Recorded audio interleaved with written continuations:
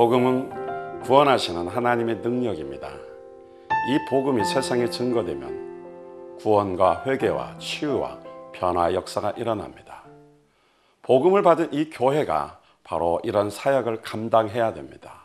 그런데 오늘 한국교회를 보면 이런 변화보다는 하나님을 알면서도 오히려 감사치도 않고 온전한 예배를 드리지도 않고 하나님을 영화롭게 하지 않는 모습을 많이 볼 수 있습니다. 교회는 복음을 통해서 세상에 영향력을 끼쳐야 되는 것입니다. 그런데 세상을 보면 변화보다는 죄가 더 많아지는 것을 알 수 있습니다. 요즘 학교의 폭력 사태나 우리 학생들의 모습을 볼 때 불안한 시대입니다. 특히 어느 도시에는 학생 인권법에 통과되어서 거기에 살짝 묻혀서 동성연애법에 통과되었다고 합니다. 이제 학교에서도 동영상을 보여주면서 동성연애하는 것을 가르치는 시대가 오고 말았습니다.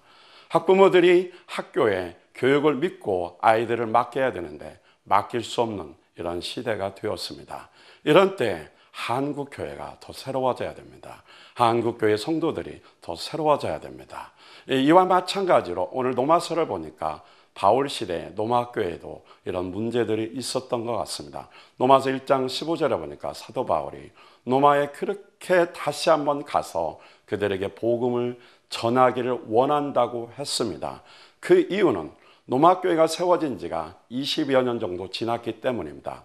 20년의 세월이 흐르면서 성도들이 핍박과 환난 속에서 순교를 당하면서 신앙생활을 했는데 점점점 세상과 타협하고 정부와 타협하고 변질되는 모습을 볼 수 있었던 것 같습니다.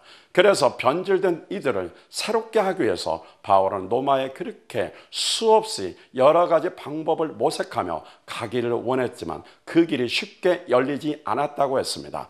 이 편지를 보낸 후 한 3, 4년이 지난 후에 드디어 로마에 죄수로 갔습니다. 죄수로 있다가 석방됐다 하면서 3년, 4년 동안 그들에게 다시 복음을 전했습니다. 그들에게 다시 복음을 전했을 때 거기에 수많은 사람들이 예수 믿고 구원받았다는 사실입니다. 그래서 그때 당시에 로마에 핍박이 있고 무서운 환란이 있었고 정말 순교 일보 직전에 가는 그러한 일들이 참 많았지만 그 당시 2만여 명의 사람들이 예수 믿고 구원받는 놀라운 부흥의 역사가 일어났다는 것입니다. 복음을 통해서 구원의 확신이 다시 한번 점검돼야 할 것입니다. 잃어버렸던 신앙을 회복하고 죄를 찾아 회개하고 새로워져야 될 것입니다. 또한 복음의 능력을 체험해서 복음을 부끄러워하지 말아야 되는 것입니다. 핍박이 있고 환란이 있고 어려움이 있을지라도 그들은 나가서 복음을 증거하는 새로워진 축복을 경험할 수 있었습니다. 네로 시대의 무서운 폭정 속에 핍박이 있었지만 오히려 복음은 부끄러워하지 않고 증거함으로 수많은 영혼을 살릴 수 있었습니다. 또한 복음의 열매를 확실히 맺었다고 그랬습니다. 여기서 열매는 전도의 열매입니다. 그 열매를 통해 수많은 사람이 변화를 받았습니다.